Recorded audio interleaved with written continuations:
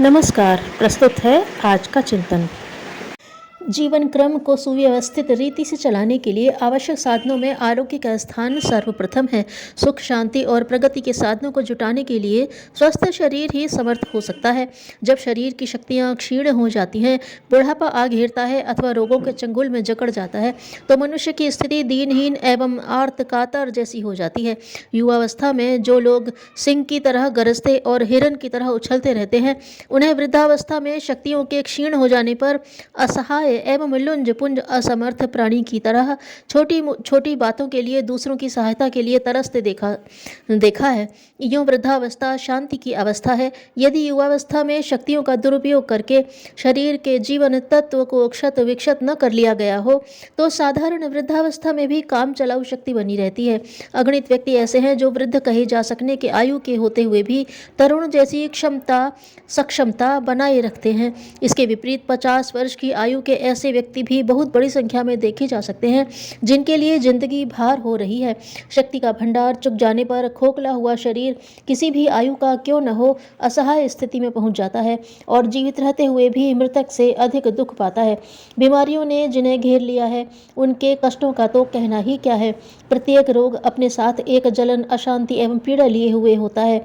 रोगों की भिन्नता के कारण यह कष्ट न्यूनाधिक हो सकता है, पर अशांति हर रोगी को रहती है। कुछ रोग ऐसे होते हैं जिनके शरीर में रहते हुए भी मनुष्य किसी प्रकार अपना दैनिक कार्यक्रम चलाता रहता है, और कुछ ऐसे होते हैं जिनकी तीव्र व्यथा के कारण चारपाई पकड़नी पड़ती है। आमतौर से रोगी उन्हें ही माना जाता है जो काम करने में असमर्थ होकर चारपाई पर गिर पड़े, दर्द से कराहें, दूसरों की सहायता की अपेक्षा करें और जिनकी सहायता के लिए डॉक्टर बुलाना पड़े। अब अस्वस्थता इतनी व्यापक होती चली जा रही है कि जो लोग किस प्रकार अपना देह को घसीटते चलते हैं, कष्ट को बाहर प्रकट न करके भीतर ही भीतर सहते रहते हैं, उन्हें मोटे तौर से रोगी भी नहीं माना जाता। कुछ न कुछ व्यथा बनी रहने तो आज एक फैशन जैसा आम रिवाज हो गया है। कुल्ला दातुन की तरह दवाओं का सेवन भी एक दैनिक आवश्यकता बनती जा रही है। रोग मंद हो या तीव्र, शरीर की शक्तियों का उत्पादन रोकता है और संग्रहित बल को दिन दिन नष्ट करता चलता है। मंद रोगों में यह विनाश प्रक्रिया धीरे धीरे चलती है और मनुष्य अकाल मृत्यु की ओर धीरे धीरे घिसटता चलता है। तीव्र रोगों में यह कार्य आंधी तूफान की तरह होता है, और यदि समुचित रोकथाम न हुई तो असह्य पीड़ा को सहता हुआ रोगी तेजी से दौड़ता हुआ काल के मुख में प्रवेश कर जाता है। जो लोग बीमारियों से ग्रसित हैं, उनको जीवन धारण किए रहना ही एक समस्या है। जिंदगी के दिन किसी प्रकार काट लें तो यही उनके लिए एक बड़ा पुरुषार्थ है, अन्यथा एक एक दिन पीड़ा और परेशानी के कारण पहाड़ की तरह मालूम पड़ता है। ऐसी परिस्थिति में फंसे हुए मनुष्य उन्नति और प्रगति की कल्पना ही कर सकते हैं। उनके लिए उन्हें वह अवसर कहाँ मिल पाता है जो स्वस्थ और पुष्ट शरीर वालों के लिए संभव होता है। रोग मनुष्य का सबसे बड़ा शत्रु है। वह भीतर ही भीतर जीवन तत्व को चूसता रहता है और उसे ऐसा खोखला एवं निकम्मा बना देता है कि किसी दिशा में पुरुषार्थ करने की क्षमता शेष नहीं रहती। प्रगति पथ में बाधा पहुंचाने वाली संसार में अनेक कठिनाइयां हैं। गरीबी, दैवी प्रकोप आदि बहुत से कारण ऐसे हैं जो मनुष्य की उचित प्रगति को रोकते हैं।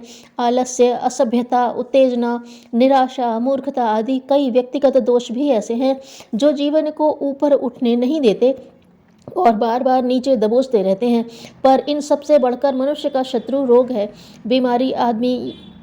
बीमार आदमी यदि सद्गुणी भी हो और संसारिक परिस्थितियां प्रतिकूल न भी हो, तो भी वह दीन स्थिति में ही पड़ा रहेगा।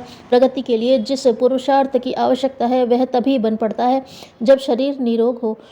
बीमार का सारा ध्यान अपनी व्यथा पर केंद्रित रहता है। दिन काटने की आवश्यक बातें तो उसे विवश होकर पूरी करनी ही पड़ती हैं, पर उन मजबूरियों से ऊपर उठकर मन क्षेत्र में कुछ ऐसा उत्साह शेष नहीं रहता जिसके आधार पर उन्नति की किसी बड़ी योजना को पूरा किया जा सके। रोगी के साथ साथ क्षरण और कष्ट की प्रक्रिया निरंतर बढ़ती रहती है। देह में जो कुछ जमा पूंजी है, बीमारी उसे दिन दिन घटाती और बर्बाद करती जाती है। कष्ट में कराहता हुआ, बेचैनी और अशांति अनुभव करता हुआ मनुष्य क्या तो प्रगति की बात सोचेगा और क्या उस मार्ग पर दूर तक चल सकेगा। महत्वाकांक्षी व्यक्ति आगे तो बढ़ना चाहते हैं, उनकी कामनाएं तो बड़ी बड़ी होती हैं, पर शरीर साथ नहीं देता। ऐसी दशा में वे शक्ति से बाहर खींचतान करके शरीर पर कुछ देर अत्याचार भी करते रहते हैं, पर इतने से भी क्या काम बनने वाला है। पूरे पुरुषार्थ की शरीर में क्षमता नहीं होती, स्वल्प प्रयत्न से वह महत्वाकांक्षा पूरी नहीं होती। ऐसी दशा में निराशा, दुर्भाग्य, क्षोभ आदि के खींच भरे विचार और उठने लगते हैं, जिससे एक विशेष प्रकार का मानसिक कष्ट और बढ़ जाता है। आजीविका उपार्जन के लिए अच्छे अवसर प्राप्त कर सकना स्वस्थ मनुष्य के लिए ही संभव है। क्या व्यापार, क्या नौकरी, दोनों ही कार्य शरीर बल की अपेक्षा रखते हैं। विद्या और बुद्धि बल बढ़ाने के लिए जिस शिक्षण और अध्यावसाय की जरूरत है, वह भी निरोग रहने पर ही बन पड़ता है। समाज सेवा, परमार्थ साधना, भजन, ध्यान, धर्म, कर्म जैसे पुण्य कर्मों के लिए जिस मनोबल की आवश्यकता है, वह अस्वस्थ रहने वालों में कहाँ होता है। थोड़ी खींचतान कर गाड़ी आगे चलाते हैं, पर दूर तक वह भी नहीं चल पाती। यश कीर्ति की कामना करने वालों को जो त्याग करना पड़ता है, उसके लायक अस्वस्थ व्यक्ति में न तो साहस होता है और न साधन ही जुटा पाता है। मौज मजा करने की कामना भी ऐसे लोग कहाँ पूरी कर पाते हैं। विनोद और मनोरंजन के लिए अवकाश की भी जरूरत पड़ती है और मनस्थिति नहीं बन पड़ती और मनस्थिति की भी। ये दोनों ही बातें अस्वस्थता की स्थिति में नहीं बन पड़ती। इंद्रियों की शक्ति घट जाने से कोई भी रोग भोगते हुए दूनी पीड़ा बढ़ जाने की आशंका सामने खड़ी रहती है। इस प्रकार आशा और आनंद के सभी द्वार रोगी व्यक्ति के लिए अवरुद्ध बने रहते हैं। संसार में कोई महत्वपूर्ण काम करने की, उन्नति की, सफलता की, आनंद उल्लास की, संतोष और शांति प्राप्त करने की आकांक्षा हर व्यक्ति को रहती है, पर कितने लोग जो अपना अभीष्ट मनोरथ पूरा कर पाते हैं। इन मन मसोस कर असफल रहने वाले व्यक्तियों में से अधिकांश वे होते हैं जिन्हें अस्वस्थता घेरे रहती है। उनके लिए न तो अपने लिए प्रसन्नता प्राप्त करना संभव होता है और न अपने परिवार की कोई महत्वपूर्ण सेवा बन पड़ती है।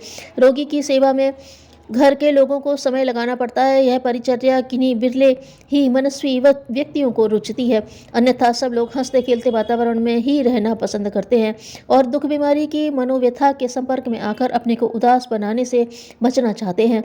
कुछ समय तो भले ही उत्साहपूर्वक रोगी की सेवा बन पड़े और देर तक उसमें लगना पड़े तो घृणा और खिन्नता उत्पन्न होती है। रोगी की परिचर्या करने वाले लोग बाहर से शिष्टाचार बरतें, पर भीतर ही भीतर घृणा और खिन्नता के भाव भरे रहते हैं।